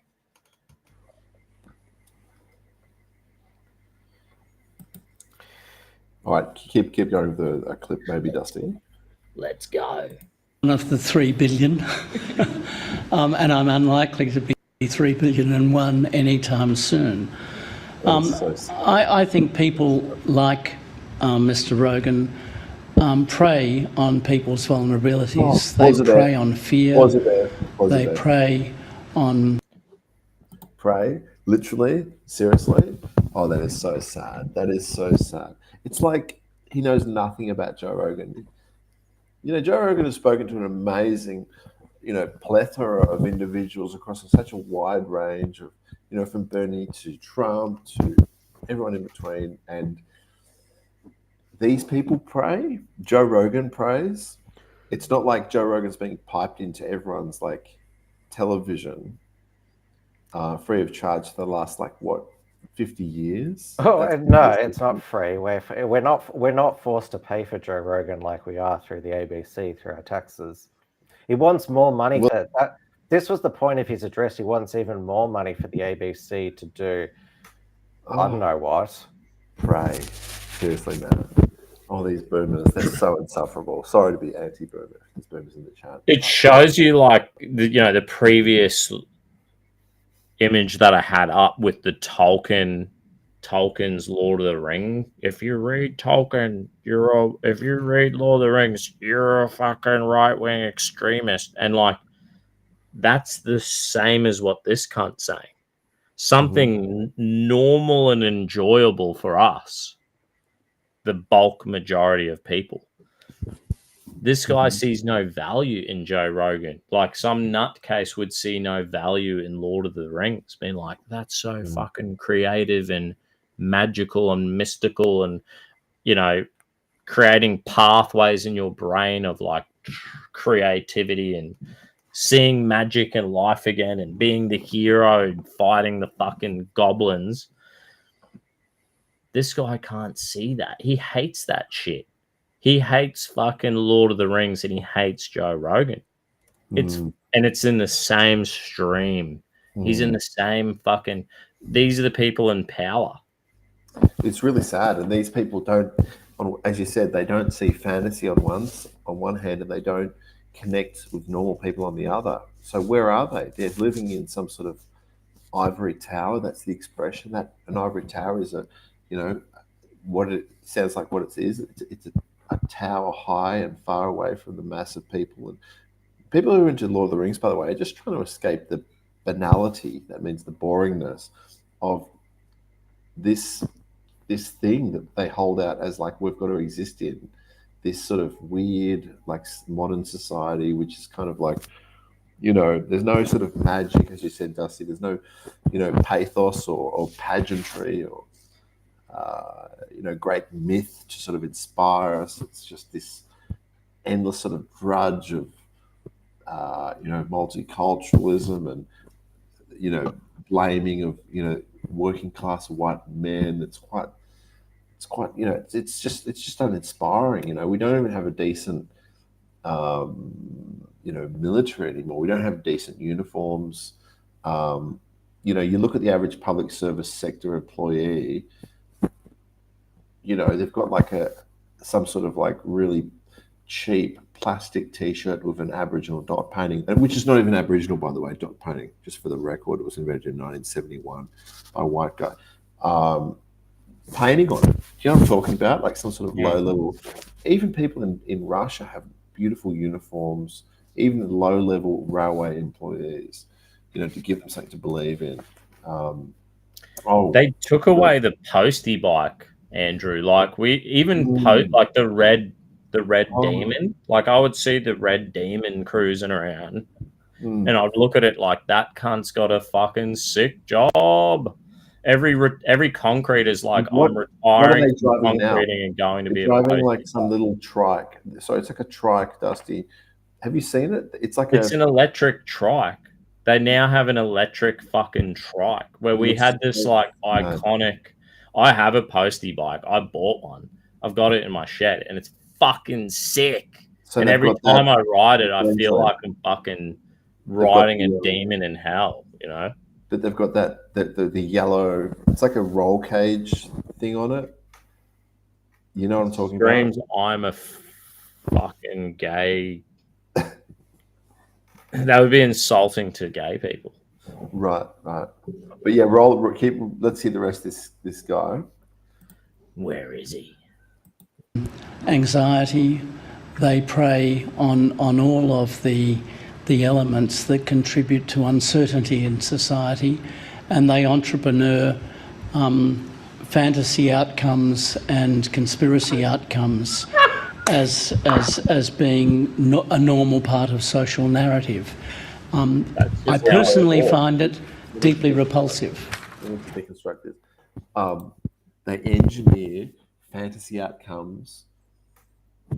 Like, by the way, all this depression, this is as a result of class of people being in control of society. Does that make sense? We've had this managerial elite. We've had this managerial class. I wish they really were elite people, like funding operas and new statues and, being a real like renaissance, beautifying the public space. No. That's not what we get. We get embarrassing modern architecture and shitty public television. That's what this man represents. It's like a grey bureaucrat for the rest of... Sounds like the ABC today, every day. Yes, it is. It is the ABC every day. This guy is so uninspiring. He's like a low-grade bank clerk. He's the sort of man you'd pass every day in the street. He would never talk to you. He'd never start an interesting conversation. If he asked you anything, it would be something like, have you seen my missing sort of like dog or cat or something? I just cannot imagine this individual ever being interesting or inspiring, and yet he is in control of this nation's biggest government. What happens if he had a fucking sick beard or like a heavy set brush of a mustache? Well, if it's like, I get skeptical when people just like your head goes bald and your skin's all pasty and fucked. Like you look like a lizard, mate. And then you somehow, does he even have a wife? Like his third wife couldn't tell him to get some better glasses. Tim, your glasses look better than this guy's. And if he just had Tim's glasses and a fucking brush hanging off his face like he wants to eat, he should be tasting like, he should still be able to taste his first wife. And he could improve him. I could improve him so quickly. Yeah. He thinks those glasses are probably highbrow, make him look intellectual. One of his other positions was as on the Sydney Opera House Trust. He was the chairman of it. And his background is in as a clarinet player at the Sydney Conservatorium of Music. So he obviously is all about highbrow, intellectual. Well, he thinks of himself as his intellectualism is much smarter than what passes for bro intellectualism. So he certainly has a lot of sneer for what he would view as lower quality. I went to go and look up I was like, I would like to buy a new truck, and I'm thinking I might build a carport first. I'm going to build a carport and then get a new ute. And I was like looking up city council regulations to build a carport, and there's fucking a list of regulations. And I thought, this is so fucking stupid. This cunt is the kind of guy who made the regulations for Ipswich City Council for carports. Like, just let a man dig some holes and fucking concrete some posts in the ground and build a car. It's not fucking hard, mate. I need a level and a shovel and some concrete and some timber, and I'll fucking do it. All right, roll the clip. Let's hear the rest of this video. And to think that someone has such Remarkable what video? Here we go. Wait for it. remarkable power in the United States. Like yourself? I really want to bring back the word power, like powerful. I always comment. Is something that I look at in disbelief, disarray, dissatisfaction. What's he going to say here? Do we not trust men in suits anymore? I'm also absolutely. He forgot his dentures today. His suit's oversized. Hang on, wait. In dismay that this can be a. Maybe we just completely fucked this. Guess the next word. This can be reality. This guy has source of public entertainment when it's really. Pause there. Public. He calls him a shock jock because I seen this today, and he was like, "He's a fucking shock jock," and I threw that around 2 weeks ago. We were paying out on Elijah Schaefer, and I was calling. We weren't paying him out. He's my mate. I love Elijah Schaefer, but he's a shock jock. Who gives a fuck? That's what you do, cunt, because he's not propped up by taxpayers' funding. He's trying to entertain people. Thank God Joe Rogan is entertaining. And informed. Very informed. I was listening to him yesterday about ancient structures. No sub-editors, just conversation. Yeah, go ahead. What's he say? I don't think we're going to be fucking listening to it because my internet's fucked. Treating the public as plunder for purposes that are really quite malevolent. I'll pause it there. Such invective, such quite malevolent. Like what, old man? Seriously, this is the class of person who's so. Larrikin says, "Who is Australia's Joe Rogan?" I reckon it'd be the most similar person, although he's not a podcaster, Spanian. Like he. Yeah. He's into fighting. He does. Gain notoriety from going to this place in Spanian Australia. comes across as he's an outsider. He's not an Australian. Okay, Spanian is an ethnic. He's not really an Australian. Joe Rogan's an American. No one would deny Joe Rogan's a traditional American. Spanian sounds like he's like a Western Sydney kind of guy, like a Lebanese Western Sydney kind of guy. I think he's Spanish, but yeah, like it's in the. He spent a lot of his youth in prison, so he knows what it's like to be, well, certainly at the rough edges of society. Yeah, but he's not a traditional American. He's not a traditional. See, Joe Rogan has a lot of cultural. I'm talking about the type of content that he produces. Yeah, completely different to Joe Rogan. Completely different. Yeah, I know, but there's nobody like there's nobody like Joe Rogan in Australia. Bad analogy. You made a bad analogy. I would say Dusty Bogan will be closer to Joe Rogan than Spanian. Well, no offense to Dusty, but he doesn't pull in millions and millions. Yeah, I'm fucking retarded and I can't do the show consistently. We don't have a freedom of speech clause in our constitution. We have freedom of political communication, but you would have to. So what I'm saying, Tim, is, and by the way, Joe Rogan, if anyone knows, came from the Alex Jones show. Joe Rogan was like an Alex Jones acolyte. Wasn't he on Anthony Cumia's show? Yeah, he was a comedian originally, and then he hosted that reality show Fear Factor. No, even before that, he started off as like an Alex Jones acolyte. Okay. Yeah, because Anthony Joe Cumia, he's on Censored TV. Well, Censored TV merged with Compound Oh, they Media. actually merged. That's why we're called Compound Censored now. And Anthony Cumia was saying that Cumia was like, he got fired from the radio and he was doing his in his basement radio show live on the internet, Dusty, and just he got Joe Rogan would come on as a guest like all the time. Anthony Cumia? Anthony Cumia he's like a New York radio dude, funny as fuck. What did he do? Like a shock jock kind of He's show. a shock jock. Early He's 2000s. fucking hilarious. If you're on Twitter, follow him. He posts the funniest shit. He's just an old school dude in his 60s, but he's actually hilarious and funny. But he said his show was like the first podcast. Like even Joe Rogan says Anthony Cumia, the first ever podcast on the internet. Because the first time he went live, they sent him a $50,000 internet bill because he just like it was the first time it ever been done.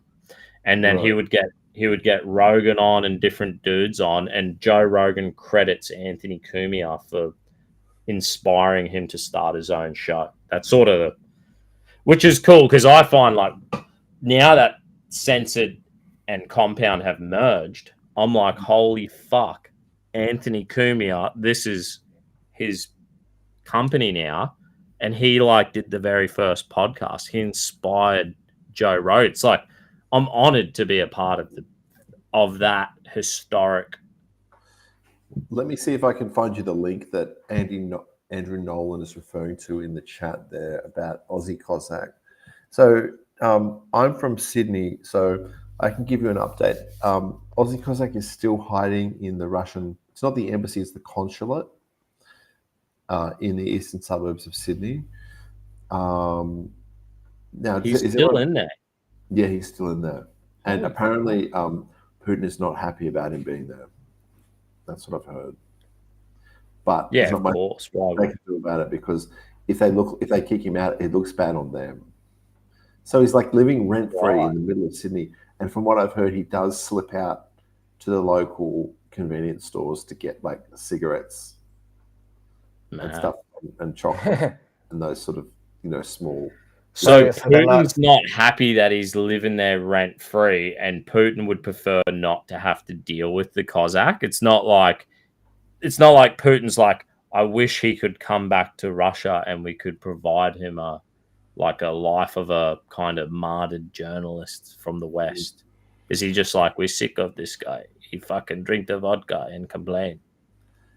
Yeah, Aussie Cossack comes with this sort of a, he's a great guy, and he obviously did a lot of great work during lockdown, trolled a lot of overzealous police people, policemen, I should say, and however now, he really should either fly to Russia, or, which is easy to do, you get appointed as a member of embassy staff and then you get transit to the airport. Or he should, leave the embassy and face whatever, I believe it's some minor sort of charges. He allegedly pushed a elderly Ukrainian man. Some sort of minor infraction on the public roads of, New South Wales. Oh, was that like a... Not a major sort of, at most, I believe. But he'd already been imprisoned for breaching a suppression order. So he's kind of like gonna, if he walks out tomorrow, gets locked up, goes to court, they're gonna be like, you're getting 3 months jail for pushing that lady over for getting the last bag of Skittles, cunt. Is that it? Like, I thought, I didn't. I have no idea what's happening with the Cossack, but I'm learning tonight. He He ain't going away for 2 years. Like, he's not doing a Tommy Robinson's 18-month stint. Well, how long's he been in there now? Probably 2 years. Years. It seems like years. Dave, do you know who the Aussie Cossack was? What did you think of the Aussie Cossack?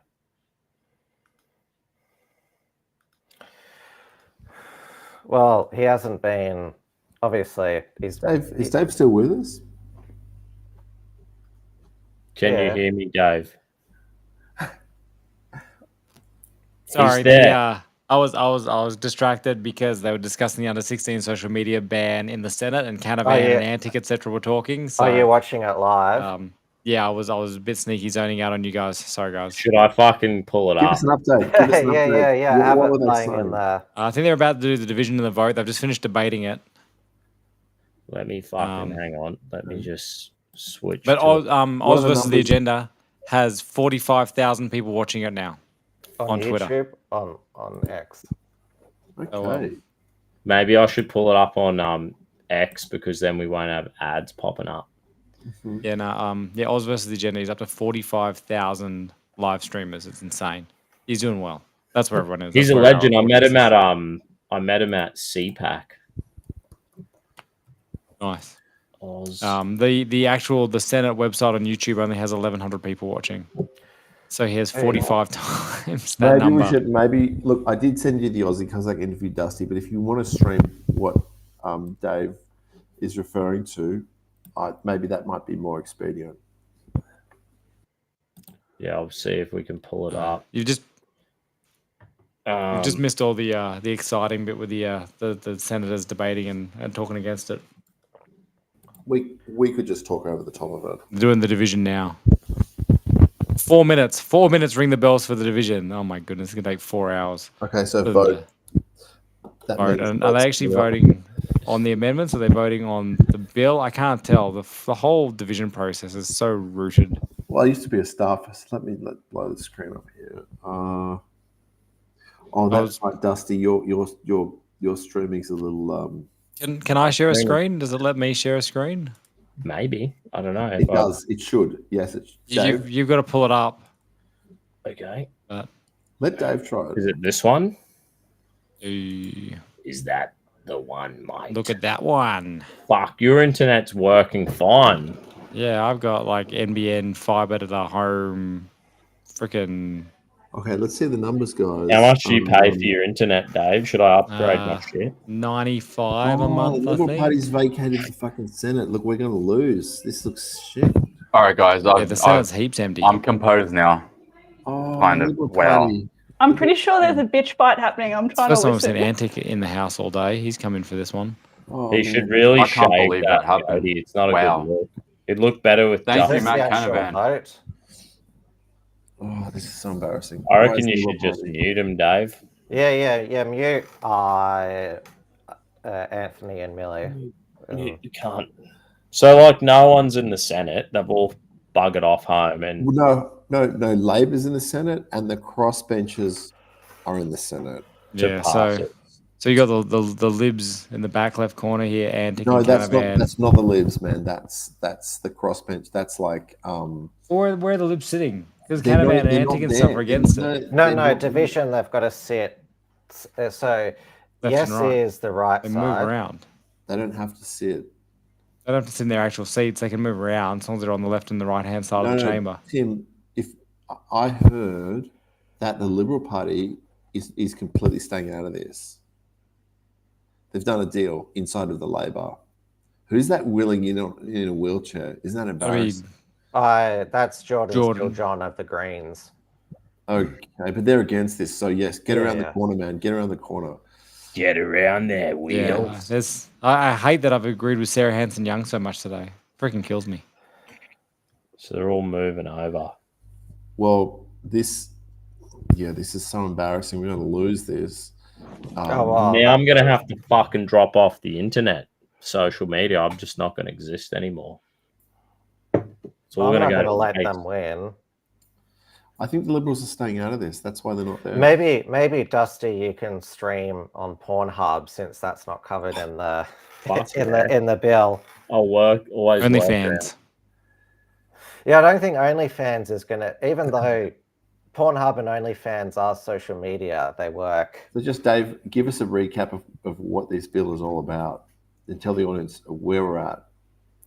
Yeah, so the bill is ridiculously broad and includes pretty much everything that allows people to communicate on the internet. And they want to ban it from under 16s unless, well, no, and so and in order to prove you're over 16, it means everyone's going to have to use some kind of verified ID age assurance technology. The libs are trying to put through this weird sort of watered down protection against using government-based IDs and digital IDs and things. But it's nothing against using biometric facial recognition, or the social medias could create their own digital ID. Yeah, but I mean, but at the end of the day, and Canavan, sorry, when I was zoning out from you guys, made the great point. He's like, have any of you been in a game of Call of Duty and heard the way these teenagers talk to one another in a Call of Duty game? And guess what? Games are exempt. Gaming services are not part of this bill. And so some of the worst abuse is happening in the places that you're exempting. And you know, these guys are calling out the fact that they introduced this bill in the House on Thursday. They sent it through for a 3-hour Senate inquiry on Monday morning. It had 24 hours for public submissions, and they had over 15,000 submissions in 24 hours before a 3-hour Senate hearing. Then the senators published out their reports on Wednesday, and today they're all here with barely 1 hour of debate on this bill, which doesn't enact until 2026. And so what's the rush? Why are they forcing this thing on the last day of sitting in this guillotine process? So they can claim that they've protected the children, and it's a victory for the mums and dads. And I shared with on X this week the News Corp front pages. Past this, or politicians will have blood on their hands, because News Corp, it's in their interests to ban young people from social media, so more of them will, they hope, consume News Corp news. Mm. Yep. Someone said, I'm surprised you are permitted on YouTube at all. I'm guessing that's towards me. I'm just a friendly neighborhood bogan, mate. Give us fuck. Richard Colbeck, a Liberal senator, he's crossing the floor as well. Yeah, he gave a little speech, and it was up in arms. Just the process as well. But looking at the numbers, looks like the Labor's got it. There's not enough crossbench and libs there. So what I'm like, and LNP are not going to repeal it. Like, even if they win the next federal election, they're on. No, because I think Dutton wants it. He loves it. Yeah. So does his communications spokesman, David Coleman. Yeah, his police instincts are like, yeah. Nick McKim, the only senator still wearing a mask, because he's married to the absolutely craziest COVID MP state in Tasmania, Cassie O'Connor, who still wears a mask. So he does what his missus says. I'll turn the audio back on, see if they're talking. So we come to sheet 3181. Okay, here we go. Question is that item 6, schedule 1, standards printed. Those for the question say aye. Against no. Sounds like an amendment. The ayes have it. So the amendment wins. Do you want a division? Division required. 1 minute bells. Ring the bells. Okay, Oh my goodness. This is on Canavan's amendment. That's okay. Everyone who's in the building, they got 4 minutes to get inside. If they don't get inside within 4 minutes. Oh no, it's 1 minute now because they're already there. Because they've done a 4-minute bell, now they're doing a 1 minute bell. Okay. So it looks like we're getting some movement here across the floor. Yeah, because, sorry, the yes is the left-hand side, the no is the right-hand side. Right, okay. So we're seeing the bottom left-hand move across the right. So because they're all voting, they're voting. So we saw, looks like one Labor senator stayed there. Oh no, he's moving now. This is just on one of Canavan's amendments. So this is the item that you just mentioned, that 3181 page through 108. I clicked through and this is what it's saying, that it's going to promote these guidelines. The minister by formula prevent with.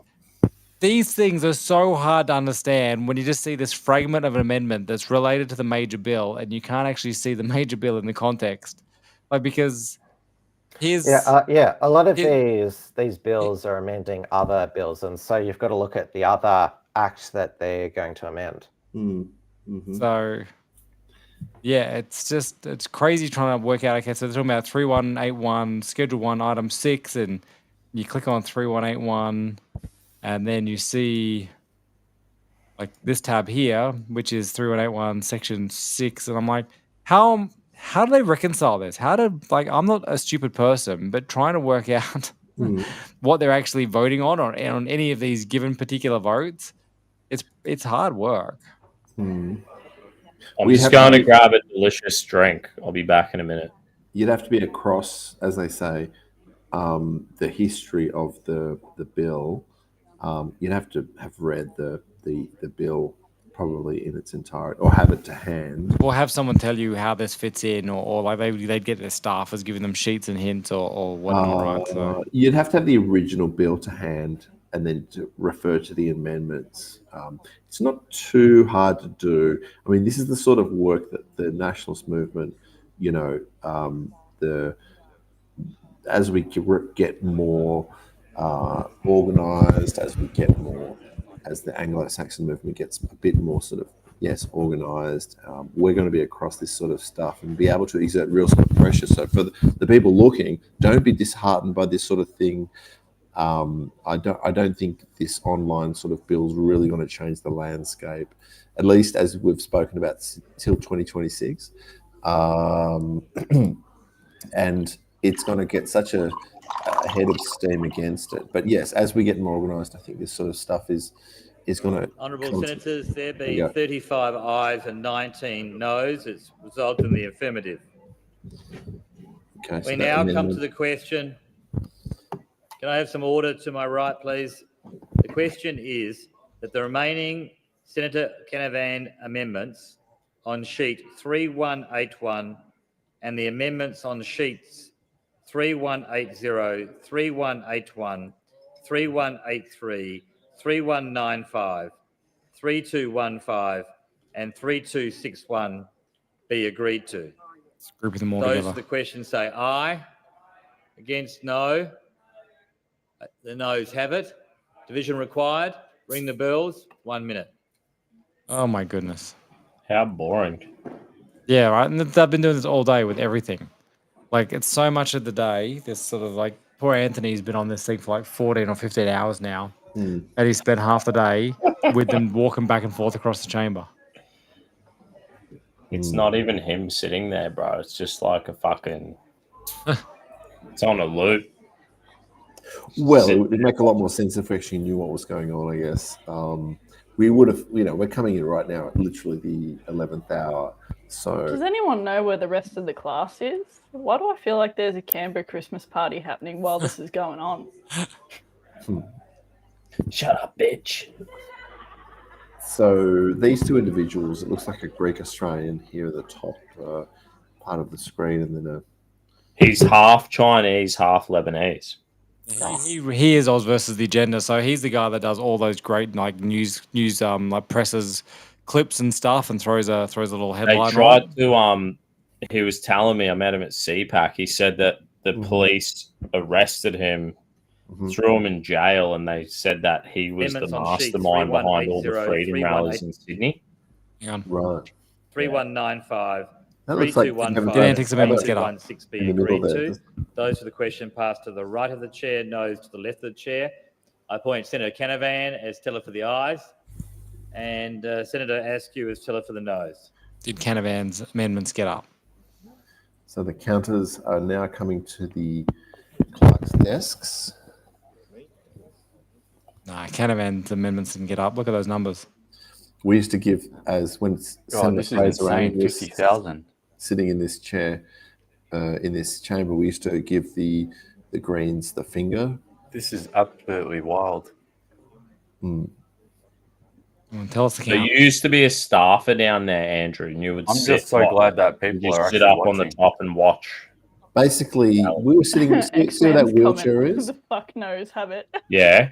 Just to the left of that, in those seats there, and Wow. we would The be back bench. the sort of the sort of the back bench. Yeah, I know and it's we would be- accumulated views, but that's massive. And was there like a pub? Is there a bar inside the That's Parliament Yeah. where you can go? massive views. The it's drinks called Aussie. tax free.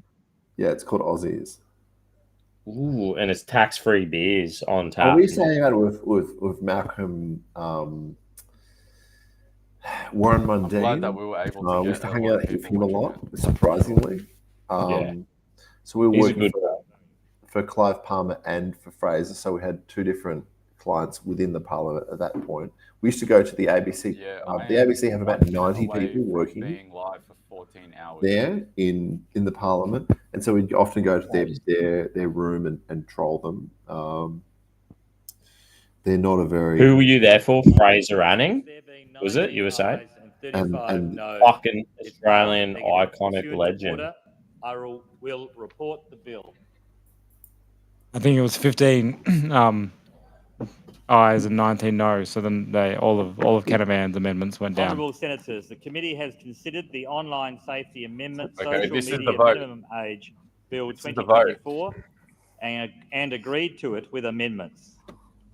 Here we go. So This is the vote now, guys. The question now is that the remaining stages of the bill be agreed to and the bill be now passed. Those for the question say aye. Against, no. Another The division. ayes have it. Division required. Ring the bells. 1 minute. Another division.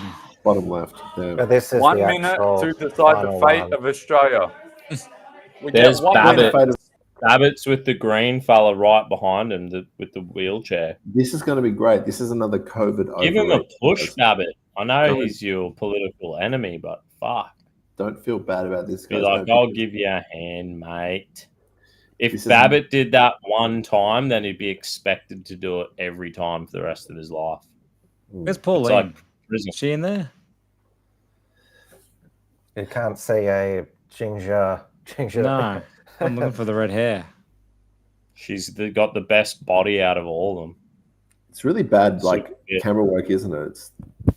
There should They be always just have this really high shots. It's hard to tell who's who and who's exactly. There should see those cameras in the.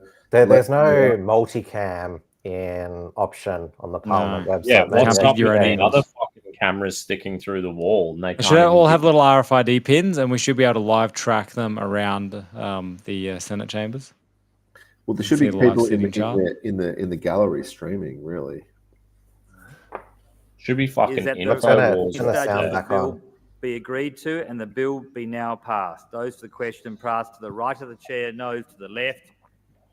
Appoint Senator Grogan as teller for the ayes and Senator McKim as teller for the look noes. at those disgusting pants. Oh my god! What did she Oh just my do? god! Labor turned up in This is droves for this. iconic. Look at them all on the That is left. so sad. She's such an embarrassing individual. All right, guys. In about 30 seconds after the vote number has been counted, This is and basically he says commentary it, on commentary. I'm going to post We're it straight away. commentating on So that just get over ready. them. Like Hang on, Tim. within 30 seconds, it's going to be up like that. Oh, Anthony's all over this clipping and need you posting. How to he thing. does it. He I was don't telling know me what all he's running, about like it. what his tech stack is that he's so willing to like he can clip stuff while he's watching a live stream. He's clipping and recording and doing Yeah. social posts at the same time. He's a beast. That's how he was saying at CPAC. He's like, if you want to get big, I can show you how to do it. And I was like, fuck. Yeah. Nah, I prefer to just have a beer. I prefer to have a fluoride water with Being steak. one of the first to clip like a news headline thing like this, like you don't have to create any original content. If you were one of the first one to clip like He is. a vox pop Yeah. from a presser or something, those clips can go viral really quickly, and you can get a lot of traction from just clipping the news if you're the first one to do it, and it gets picked up by enough accounts. I'm pretty sure he gets paid from Twitter. Like he was like, pretty sure he showed me. He's like, here's This my is last awesome. payment. My last monthly, it was like thousands of dollars. So he's like, he's worked this shit out. God bless him. All credit. Yeah, to good the for guy. him. We're all too fucking lazy to do it, or else we would be doing it. And anyone could do it, but we're not going to because we're fucking. I prefer to do the whole Well, show with a bit of commentary and I why layer in my own thoughts on it rather than just clipping headlines. But guys like him and Milk Bar TV, that like Nathan there, they're great at just clipping the clips and putting them up and contrasting them with one another. Like, Well, we're it's a going to get there, service. Dusty. Don't worry. To amend the We'll get Online there. Safety Act Fucking oath we will. 2021 and for related purposes. Oh, this idiot. Look at that. All these mediocrities. Ooh, Hayes Media's in the fucking chat. Yo! Haynes. G'day, Haynes. Senator Hayes, Grogan. Hayes Media, one of the Can I have some order, founders of please? Australia There's some Month. Senate proceedings to be Absolute undertaken. legend. On Well, behalf they're all- of the they're all chairs of scalping. respective They're committees, done. I table reports and documents listed at item 16 on the dynamic red. Oh, here we go. There's Antic. He's ready to just knuckle on with I've moved people. on. That's done because That's now it. they're on section 16. President- This is this tabling section 16 on the dynamic red. That's this. All the kids are going to be like the Matrix, getting around with like old school fucking early 2000 flip phones.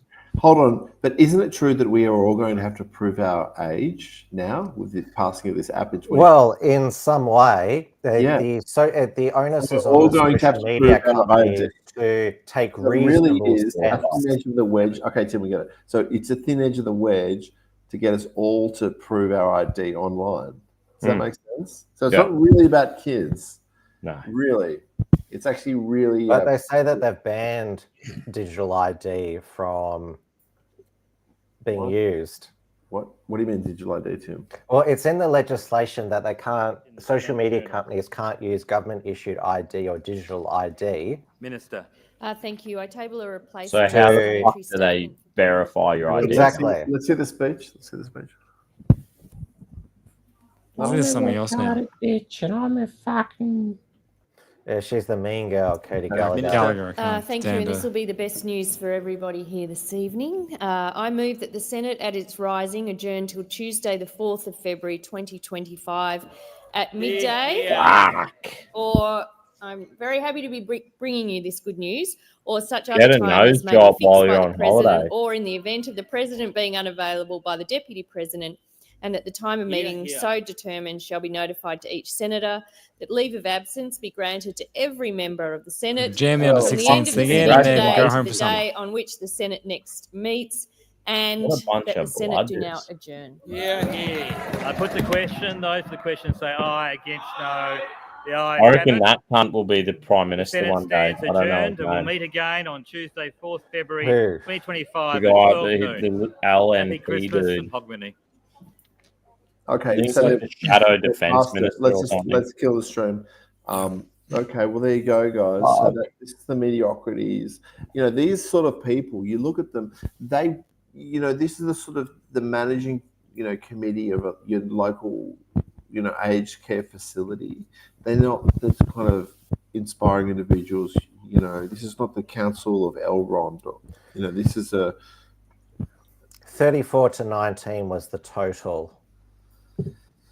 yeah. So it wasn't even a full house. It's embarrassing that the Liberals didn't even show up. Tim, can you work out if Pauline Hanson was there? She would have been paired if she Can you wasn't explain there. that for the stream, by the way? Where's the vote? I can never find where the vote is on the. If Steve, I'm going to send you a message now. Talk over while I'm sending you this. And you If a can send it to- politician is Dusty, I've absent- sent you a message. Oh, Do you want to play the Dusty, the Aussie Cossack with? Actually, you send it to Dave right now. Actually, that might be better. I don't know. I might not be able to play it because they blocked me ages ago. I had to go at him, and he didn't like that, so he just blocked It's me. on. It's the George Gallo. It's on George Galloway's channel. Although you can see people if they blocked you now, so maybe I can still see it. I just can't comment on it. hang on. You Stick it in sent the it private to chat. me. You sent it to me via what? On Blue. On Put it Blue. put it in the restream private chat. On Blue channel. Oh, okay, sure. Okay. Let me find the private chat. Oh, here we go. Okay. No problem. There we go. And you can take it and post it, Dave. Is that Yeah. right? You can see it? Yeah, it's just getting past the ad, and then I'll share my screen again. You have Fucking to- oath you can, mate. They'll have to rip out my tongue before I stop talking, my mind. Here we go. That's up if you want to bring it up on the stage. Mm-hmm.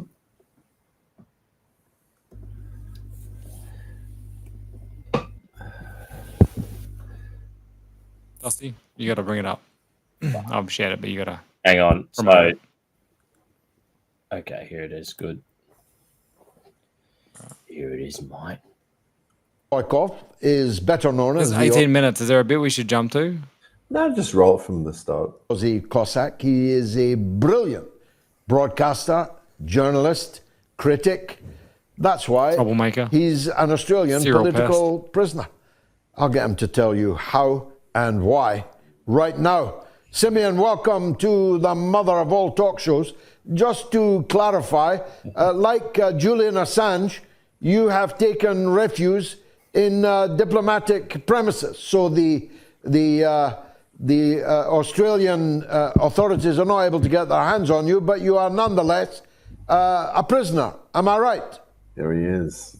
That's correct, George. Pleasure to be with you tonight. It's been 700 days now since I've been holed up inside the Russian consulate in Sydney in a diplomatic standoff with the Australian government. So it hasn't been as long as Julian Assange, and I would say that Assange's conditions were much more serious and difficult. I'm fortunate that I was able to defect to the Russians here in Sydney in Australia. Although I was born in Australia, after entering the Russian consulate to seek diplomatic asylum, which was granted, the Russian government went on to organize citizenship, Russian citizenship, by way of presidential decree from Vladimir Putin himself. So it's a very good thing that just demonstrates that Russians don't abandon their own, and Russians will protect their own, and which is really the whole concept of the special military operation. The reason why Russia is involved in this special military operation is to protect its people, to protect Russian speakers, to protect Russian culture, to protect the memory of the legacy and the memory of those who died fighting Nazism, fighting fascism. Only today in Ukraine's city of Odessa, which was always, by the way, formerly part of Russia, a monument to Soviet partisan hero Zoya Kosmedyanskaya. It was a famous story about her. She was an 18-year-old girl who joined the Soviet partisan unit, and she was tortured by the Germans when they invaded. And she was hung in the town square. She was a hero. She destroyed a Nazi stable. And so, how does he not have a wrinkle on his head? Does he have like a filter? It's like a He's highlight. not that old. It's a He's not highlight. that old, It's a actually. highlight. He's only in his 30s, I believe. Fuck, I'm 37. I look like Mel Gibson, bro. Yeah, concrete dust. Lines over my forehead, like. He never sees the sun because he ran. He punked. I don't know why he's hiding in the Russian consulate. Like he's Plus, such... he's an Asian. He's an Asian, so they don't age us like that. Yeah, I've just got no time for this guy. Over the misinformation, disinformation thing, when the libertarians tried to run a legitimate information campaign and have a thing in the park to tell people about the dangers of this thing, he came and made this arbitrary point about, oh, you can't control free speech in a park. We can come and have another rally in the same park. You can't control free speech in a park. You freaking muppet. That was not the point of the event at all. You were just distracted and just made a mess of things for your own self-gratification to prove an irrelevant point. So he came and Yeah, he set up a counter rally because he's like, in well, Sydney? you can't control Speaker's Corner. We can bring our own stage and we can cause. Was he like jealous because the libertarians were like moving Right, and into so this territory? 'Cause he obviously was wasn't there big. because he's in the embassy, but his guy that he sent down there had a run-in with Craig Kelly, and he tried to make it a big thing. And the point of the libertarians thing was the disinfo bill was dangerous, and they wanted to raise attention to that. This guy wanted to fight for who gets to talk in a park. Who freaking cares, you moron? You're a pest, and you were there to distract and set Just yourself up join around the how amazing you are. libertarians and go along and fucking. He could have teamed up. He could have gone, yep, I've got all these Freedom Network connections from COVID that I built. I can rally people. I can get people there.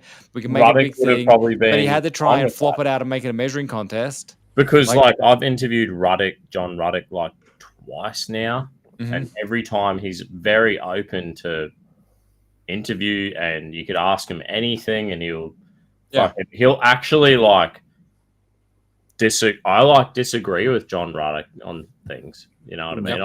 I blame housing prices going through the roof on mass migration, and he blames it on. He thinks it's like a regulation issue. red Like tape he wants to deregulate everything, which is probably true. Like if the libertarians had it their way, I could build whatever the fuck I want. If they had it their way, that dude in Western Australia with the tunnel and the shooting range under his house, the libertarians would be like, all good, mate. Dig. I told them to make that guy the Senate candidate for Western Australia. That would be fucking sick. But yeah, I was at the rally and I posted some footage and you know, presented the actual counter narrative to whatever this bloke was trying to put up around this Barney ad with Craig Kelly. And so then he sent me a few aggressive DMs and then blocked me. I'm like, whatever, man. So you filmed it personally? I did a 4-hour live stream. I went down there with my phone on a little stick, and I had this mic here, and I was doing Vox Pops talking about. I was doing your trick, Dusty. It's my one and only time out in the field doing Vox Pops was a 4-hour live stream of the Misinfo Disinfo rally. Sick. How many beers did you have? None. And well, I had 2 afterwards. Me and Brian Madigan went and had a beer afterwards. But anyway, do you want more of this, Andrew?